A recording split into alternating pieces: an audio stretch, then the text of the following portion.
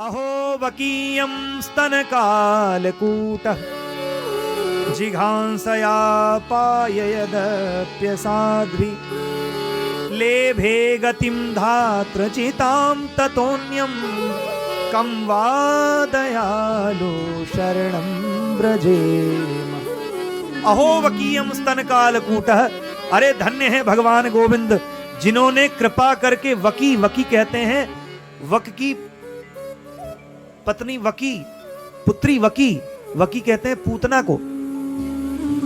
जैसी पूतना भगवान को मारने के लिए हलाहल कालकूट विष अपने वक्षस्थल में लगा के ले आई, लेकिन वारे मेरे गोविंद उसका दूध पान किया और उसको भी जानते थे कि ये अविद्या है, ये राक्षसी है, लेकिन उसका भी पेयपान करते हुए और उसको भी माता का पद दे दिया। बोलो जय श्री कृष्ण।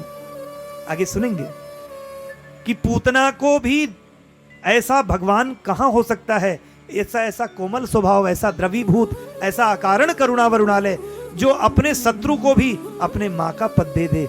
ऐसा स्वभाव किसी और का नहीं, ये साक्षात जगदीश्वर का हो सकता है। ऐसी भावना करके जैसे ही श्लोक बच्चों ने पढ़ा, सुखदेव जी नीचे आ गए। सुखदेव जी ने कहा रुको रुको बच्चों, आज का श्लोक कहां से? बोले हमारे गुरु जी व्यास जी हैं, उन्होंने हमें पढ़ाया। कहे मुझे भी पढ़ाएंगे? कहे बिल्कुल पढ़ाएंगे, उसके लिए परीक्षा देनी होगी आपको। कहे ठीक है। अब सुखदेव जी के पुत्र ही तो व्यास जी के पुत्र ही तो सुखदेव। व्यास जी ने सारी लीला इसीलिए रची कि सुखदेव आ जाए और वो परम योग्य है और वो भागवत का वक्ता बन जाए। बोलो जय श्री कृष्ण। सुखदेव जी पधारे, व्यास जी ने परीक्षा लिया। देखते ही मन में करुणा भराई, बेटे को देखा नंगे भद्र वेश में ही, हाँ, तो कहे कि अब किसी सन्यासी को, किसी वीतरागी महात्मा को जो कोई कौपीनाक्षादनम, कौपीन भी न पहने हो, जो पूरा नग्न वेश में हो, ऐसे लोगों को भागवत पढ़ने का अधिकार नहीं है। बोलो जय श्री कृष्ण। वस्त्र धारण करके, तो इसलिए व्यास जी ने क्या किया? बोले कौपीनाक्षादनम, कौपीन पहना दिया, लंगोटी पहना दिया, अब तुम पढ़ सकते हो। और उसके बाद भागवत की शिक्षा दी, जनक जी के यहाँ भेजा। जनक जी ने कि परीक्षा ले लें, परीक्षार्थ कि भागवत में निपुण हुए, वेद वेदांत में निपुण हुए कि नहीं। जनक जी के दरवाजे पे एक दिन सुखदेव जी पहुंचे, खड़े रहे। द्वारपाल से कहा कि बता दो, मैं सुखदेव जनक जी महाराज का दर्शन करने आया हूँ। जनक जी योग भोग महारागों, योग गोई, वेद वेदांत के बड़े अच्छे ज्ञाता, महर्षि जनक, राजर्षि जनक। तो राजर्षि जनक से कहो सुखदेव आया है शिष्य बनने के लिए। जनक जी ने कहा रोक दो उनको भी वहीं। एक दिन बीत गया, 2 दिन बीत गया, तीसरे दिन तक बिना कुछ खाए पिए सुखदेव जी वहीं खड़े रहे। जनक जी को लग गया, ओहो इनकी परीक्षा मैं क्या लूंगा, ये तो स्वयं परीक्षक हैं, इनके चरणों में अपने शीश को झुकाऊं। जाके जनक जी दौड़ गए, सुखदेव जी के महामुनि के चरणों में प्रणाम किया। बोले प्रभु क्षमा करिएगा, आपकी परीक्षा मैं नहीं, आप तो संपूर्ण परीक्षाओं में निष्णात हैं। आपकी कृपा से ये राजप्रसाद, ये निमि का राजप्रसाद है। हे सुखदेव जी महाराज आप कृपा करो। इससे क्या पता चलता है? जनक जी तो राम जी के काल में हुए और सुखदेव जी तो भागवत जी के काल में हुए, द्वापर में हुए। व्यास जी सुखदेव जी द्वापर में हुए। तो फिर बोले नहीं नहीं, ये काल कर्म स्वभाव से परे है भागवत। तेनेयम वांगमयी मूर्ति प्रत्यक्षा वर्तते हरि, ये सभी युगों सभी धर्मों में नित्य है। और सुखदेव कोई और नहीं है, कृष्ण स्वरूपी सुखदेव साक्षात भगवान कृष्ण ही सुखदेव के रूप में। कई महात्मा तो कहते हैं कि जब परीक्षित को श्राप मिला तो अब परीक्षित के बारे में चर्चा हुई। परीक्षित को श्राप मिला तो परीक्षित की रक्षा करने के लिए कौन आएगा? बोले परितः रक्षितः परीक्षितः, जो चारों तरफ जिसने जिसकी रक्षा की हो। परितः, गर्भ में जिस बालक की नारायण ने रक्षा की है वही नारायण आज परीक्षित को श्राप मिला है तो सुखदेव रूप में बन के चले आए। सुखदेव महामुनि के रूप में परीक्षित जी को कथा सुनाने के लिए। एक बार अश्वत्थामा ने वाक वज्र मारा था ब्रह्मास्त्र मारा था, आज ब्राह्मण ने ब्रह्मास्त्र मारा है। आज भगवान सुखदेव स्वरूप होकर के और ब्राह्मण को श्राप से मुक्त करने के लिए, ब्राह्मण के श्राप से परीक्षित को मुक्त करने के लिए सुखदेव जी के रूप में मानो साक्षात गोविंद ही पधारे। बोल कृष्णचंद्र भगवान की जय, बोल सुखाचार्य भगवान की जय। आगे चर्चा हुआ। आत्मा रामश्च मुनियो निर्गंथ्या अप्युरुक्रमः कुर्वन्तैत अहेतु किम भक्ति मिथ्याभूत गुणो हरि। ये साक्षात हरि गुण से युक्त सुखदेव जी हैं। अलक्षलिंगो निज लाभ तुष्टो, अपने ही स्वयं स्वभाव में परिनिष्ठित हैं। इस प्रकार से सौनक ऋषियों ने राजर्षि परीक्षित के जन्म कर्म और मोक्ष की तथा पांडवों के स्वर्गारोहण की कथा पूछी। सौनकादि ऋषियों ने सूत जी से कि हे प्रभु, नारद जी व्यास जी ने बताया भागवत, अब भागवत तो सुनाया सुखदेव जी ने, लेकिन एक प्रश्न आता है मन में कि ये बतावें कि सुखदेव जी ने जो कथा सुनाई परीक्षित को श्राप कैसे लगा? सुखदेव जी ने किन किन परिस्थितियों में कथा सुनाई, कृपा करके आप बताएं। पांडवों ने अपना स्वर्गारोहण कैसे किया, भगवान स्वधाम कैसे गए, कृपा करके बताइए। तो सूत जी महाराज कहते हैं महाभारत समाप्त हो चुका था। बोलो जय श्री कृष्ण। महाभारत का युद्ध समाप्त हो चुका था। भीमसेन की गदा के प्रहार से दुर्योधन की जंघा टूट चुकी थी, लेकिन दुर्योधन का प्रिय मित्र अश्वत्थामा वो अभी सकुशल था, क्योंकि अश्वत्थामा अजर है, अजर अमर है, तो इसलिए उसको जरा नहीं आती, अमरता का वरदान मिला है। अश्वत्थामा जीवित था। अश्वत्थामा से दुर्योधन ने कहा कि मित्र हो तो मित्र के काम ना आए, ऐसा क्या मित्र होना। अश्वत्थामा ने कहा मित्र घबराओ नहीं, महाभारत का युद्ध भले ही समाप्त हो गया है, लेकिन मैं 5 पांडवों का सोता हुआ सर काट के ले आऊंगा। अच्छा मित्र, ऐसा कर दो तो मेरे मरते मरते मुझ दुर्योधन के आंखों में प्रसन्नता दे के जाओगे। प्रण लिया।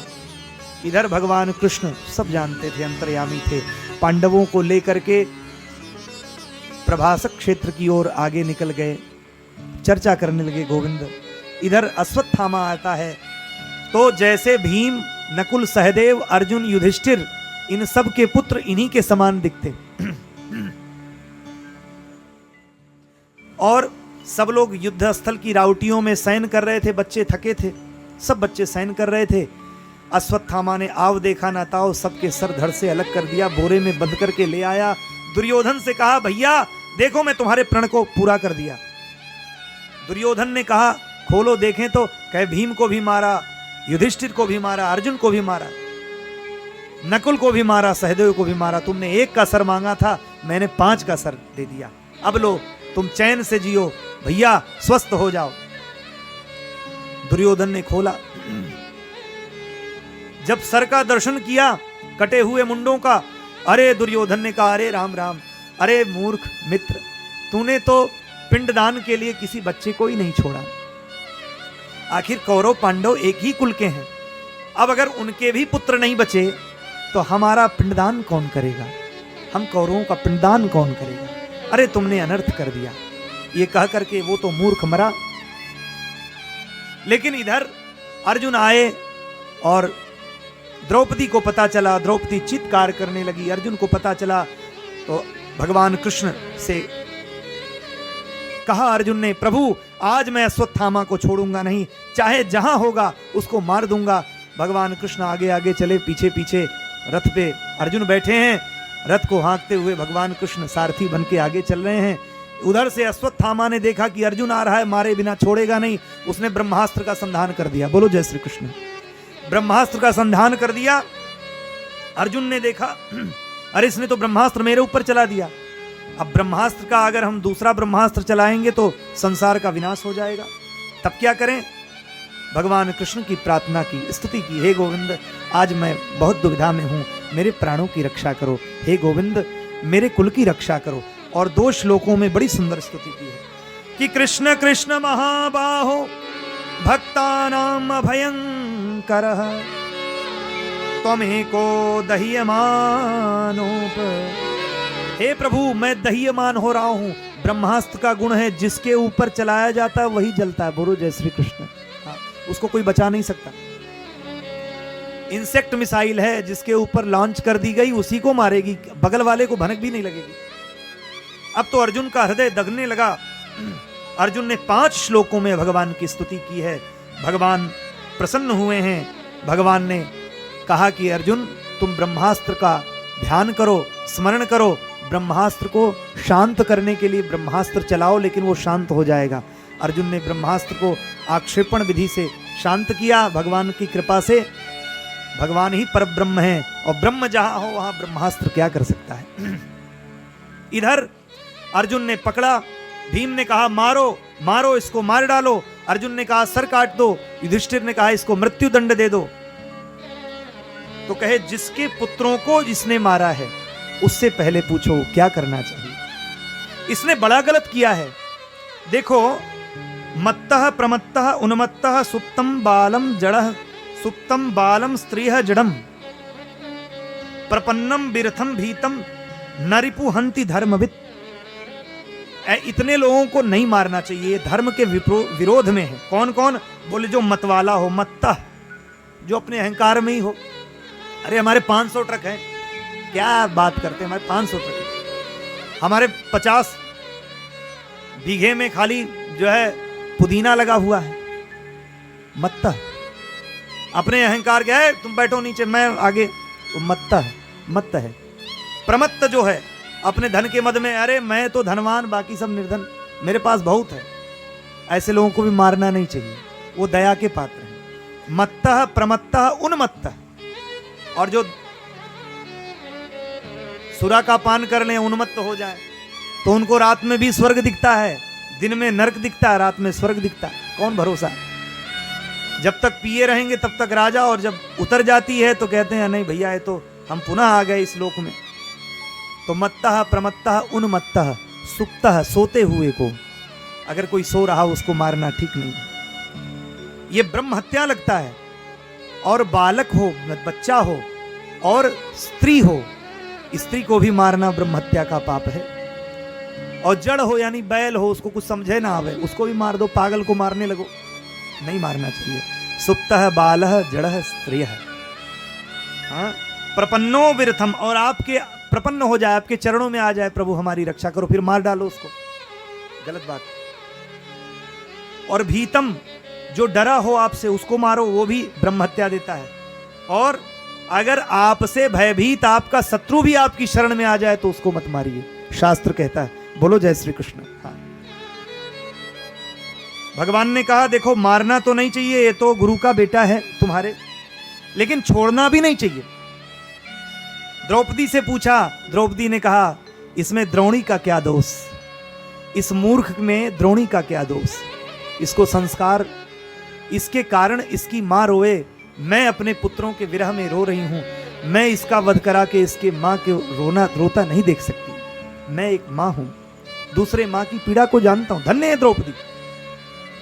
मुच्यताम एसं ब्रह्मणो नितराम गुरु। अरे तुम्हारे गुरु जी के पुत्र हैं, इनको मत मारो। देखो गुरु का पुत्र भी श्रेष्ठ होता है, उसको मारना ठीक नहीं है, यद्यपि उसने ब्रह्म हत्या किया। भगवान ने कहा देखो ऐसा है, मारो भी और छोड़ो भी ना, छोड़ भी दो मार भी दो, दो बातें करने लगे भगवान कृष्ण। भगवान ने कहा अर्जुन से गीता का ज्ञान लगाओ, 18 अध्यायों में मैंने गीता का ज्ञान तुमको काहे लिए दिया था। भगवान ने कहा कि ब्रह्म बंधुर्न हंतव्यो आतताई बधारण। ये ब्राह्मण है इसलिए मारो नहीं, लेकिन आतताई है इसलिए छोड़ो नहीं। तब क्या करें?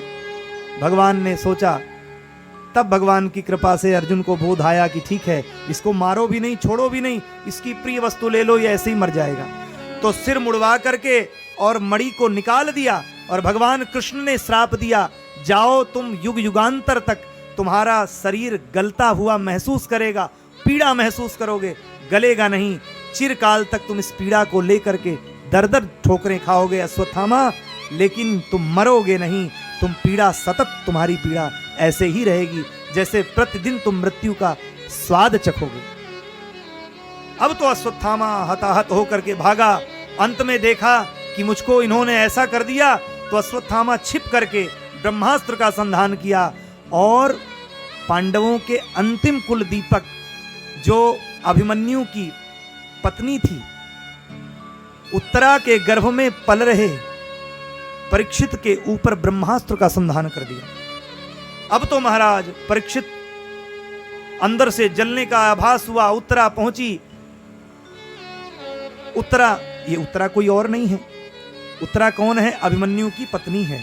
अभिमन्यु अर्जुन के पुत्र हैं और अर्जुन सुभद्रा के पति हैं। सुभद्रा भगवान की बहन है। अब बहन जी के पुत्र को किसी ने मारने की चेष्टा की, ऐसा अपराध किया। भगवान ने ध्यान किया, इधर माता कुंती हाथ जोड़ करके आ गई, हे प्रभु कृपा करो, देव देव जगतपते, हे प्रभु, हे कृष्ण पाहि पाहि पाहि पाहि महाबाहो, देव देव जगतपते, हे कृष्ण हे गोविंद, अरे मेरी रक्षा नहीं, मेरे कुलदीपक की रक्षा नहीं, अपने भक्त की रक्षा कर लो। जो उत्तरा के गर्भ में तुम्हारा भक्त परीक्षित पल रहा है, हे प्रभु उसकी रक्षा कर लो। भगवान एक रूप से तो बाहर रहे और दूसरे रूप से शंख चक्र गदा पद्म लेकर के वहां गए। तो कहते हैं महात्मन की ब्रह्मास्त्र के प्रभाव से परीक्षित के 100 टुकड़े हो गए थे, लेकिन भगवान ने इतनी जोर कौमदी गदा घुमाई और अमृत वही दृष्टि देखा, परीक्षित पुनः गर्भस्थ हो गए। अब परीक्षित ने भगवान का दर्शन किया और जब परीक्षित का जन्म हुआ सज्जनों, तो परीक्षित रोना शुरू किए। इनका नाम परीक्षित नहीं था। ये जब रोने लगे तो इन्होंने परीक्षा करना शुरू किया। भीम दादा की गोदी में जाएं तो भीम दादा की गोदी में देखें तो रोना शुरू, युधिष्ठिर की गोदी में जाएं तो रोना शुरू। सभी ने कहा बच्चा रो रहा है, मां की गोदी में भी नहीं शांत हो रहा है। तो बच्चा बार बार बैठे बगल में पीतांबरधारी को देख रहा है और जैसे ही भगवान कृष्ण के गोदी में आया चुप हो गया। तो भगवान से पूछा गया इसका नाम क्या रखा जाए। भगवान ने कहा परितः ईक्षते, जो चारों ओर देखे कि वो कहां गए कहां गए कहां गए, जो गर्भ में मेरी रक्षा किए थे, उन भगवान हृदय मालिन को मैं देखूं कहां है, जो परीक्षा करे, ऐसे बच्चे का नाम परीक्षित होना चाहिए। बोलिए परीक्षित महाराज की जय हो। पाहि पाहि महायोगिन देव देव जगतपते, नत्याम त्वदभयम पश्ये यत्र मृत्यु परस्परम। भगवान की स्तुति की, भगवान ने बुआ जी को अभय दान किया और इधर अश्वत्थामा पुनः भाग गया और इधर कुंती जी ने बड़े सुंदर श्लोकों में स्तुति की है। कृष्णाय वासुदेवाय देवकी नंदनाय च नंद गोप कुमाराय गोविंदाय नमो नमः। नमः पंकज नाभाय नमः पंकज मालिने नमः पंकज नेत्राय नमस्ते पंकजाग्रये। हे पंकज मालिन, हे कमलवत, हे कमल नयन, आप छोड़ के न जाइए, आप कुछ दिन रुक जाइए, क्योंकि आप अभी हस्तिनापुर छोड़ करके जाने के लिए, द्वारिका जाने के लिए उद्यत हैं। हे गोविंद, आपकी कृपा से हमारा कुल चल रहा है और आप चले जाएंगे तो मेरे मन को बड़ा कष्ट होगा। भगवान ने कहा बुआ जी आप कैसी बातें कर रही हो, अरे मैं कहीं जा नहीं रहा हूं, मैं यहीं हूं, आप परेशान मत हो, मैं अभी यहीं हूं। बुआ जी ने कहा, बोले बेटा, हे गोविंद, हे कृष्ण, मैं जानती हूं जब जब मेरे जीवन में दुख आए तब तब आपने मेरी रक्षा करी, मेरे बच्चों के जीवन में दुख पड़ा तब आप आए। हे गोविंद आप मत जाना, आप कुछ दिन और रहो। कुंती की प्रार्थना सुनी भगवान ने। कुंती ने कहा कि विपदः सन्तु नः सस्वत तत्र तत्र जगत गुरु भवतो दर्शनम यत्स्याद अपुनर्भव दर्शनम।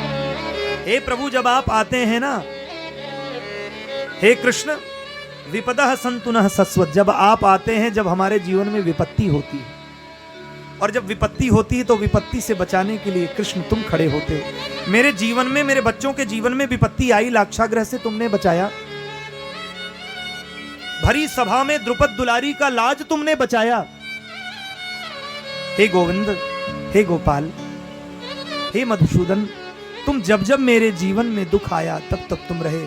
अब मेरे जीवन में मेरे पुत्र चक्रवर्ती सम्राट बनने जा रहे हैं, सुख का समय आया है, तो आप साथ छोड़ के जा रहे हो। तो हे प्रभु देना है तो एक ही वरदान दे दो कि इस दुख की कभी और छोर ना हो, और जीवन में मुझे इतना दुख दो, क्योंकि दुख रहेगा तो तुम रहोगे और सुख आएगा तो तुम चले जाओगे। इसलिए कुंती जी ने बड़ा अद्भुत वरदान मांगा। विपदा संतु न सस्वती, कहा है कि ऐसे सुख को सिल परे जो हरि नाम बिसराए, और बलिहारी वा दुख की पल पल नाम जपाए। आप आते हैं तो भवतो दर्शनम यत्साद अपुनर्भव दर्शनम, अपुनर्भवानाम जीवन मुक्तानाम संतम दर्शनम। जब आप आते हैं यहाँ तो बड़े बड़े अमलात्मा, विमलात्मा, महात्मा, पुण्यात्मा, योगात्मा आपके साथ चले आते हैं आपका दर्शन करने। हम उन महात्माओं का दर्शन करके धन्य होते हैं। गोविंद मत जाइए। कुंती बुआ को आश्वस्त किया। अहो में पश्यत ज्ञानम हृदय रूढ़म दुरात्मया। अब तो इधर हस्तिनापुर के राजा युधिष्ठिर बन रहे हैं, लेकिन मन में शंका हो गई कि मैं हस्तिनापुर का राजा हो गया, लेकिन अहो में पश्यत ज्ञानम हृदय रूढ़म दुरात्मना, मैं कितना दुरात्मी हूं। मैंने अपने भाइयों को मरवाया, 11 अक्षौणी सेना को समाप्त कर दिया। 7 अक्षौणी सेना पांडवों के पास, 11 अक्षौणी सेना कौरवों के पास। शास्त्रकार कहते हैं एक अक्षौणी सेना में 2,18,700 सैनिक होते हैं, जिसमें 2,21,870 हाथी, 21,870 रथ और 65,610 घोड़े और 1,09,350 पैदल सैनिक रहते थे। इस तरह से ये एक अक्षौणी में होते थे, और 17 अक्षौणी सेना को मैंने मरवा दिया। अब मैं किस राज्य पे बैठूं? मन में बड़ा कुंठा होने लगी।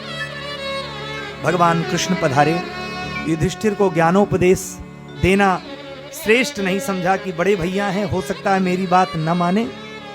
तो भगवान कृष्ण ने कहा चलो, आपको एक महात्मा इंतजार कर रहा है, उस महात्मा से ही आपको ज्ञानोपदेश मिलेगा। राजन, राजा बनने से पूर्व राजा के कर्तव्यों को जानो। पांडवों को भीष्म जी के पास ले गए। भीष्म जी अभी बाणों की सैया पे बैठ करके गोविंद गोविंद गोविंद गोविंद गुणगान कर रहे हैं। पूरे जितने भी बाण उनके लगे, चूंकि इच्छा मृत्यु का वरदान था, मर सकते नहीं थे। भीष्म जी बाणों की सैया पे लेटे गोविंद का गुणगान कर रहे हैं। इधर गोविंद पांडवों के साथ में पहुंचे। युधिष्ठिर प्रजाद्रोह से भयभीत हो गए, और अकेले भगवान नहीं पहुंचे। कौन कौन पहुंचा? भागवत जी कहते हैं पर्वतो नारदो धौम्यो भगवान बादरायण बृहदस्वो भरद्वाजो सशिष्यो रेणुकासुतः अन्ये च मुनियो ब्रह्मन् ब्रह्मरातादयो मलाः। बड़े बड़े अमलात्मा, विमलात्मा, महात्मा सब भीष्म जी का दर्शन करने पहुंचे। कर्मनिष्ठ योगीराज भीष्म के पास पहुंचे। भीष्म जी ने सदोपदेश किया। सदैव देवं भगवान प्रतीक्षतां कलेवरं यावदिनं हिनोम्यहम्। हे प्रभु, आप आए, गोविंद आए, माधव आए। मैं भीष्म अपनी बुद्धि रूपी पुत्री का विवाह आपके चरणों में करता हूं।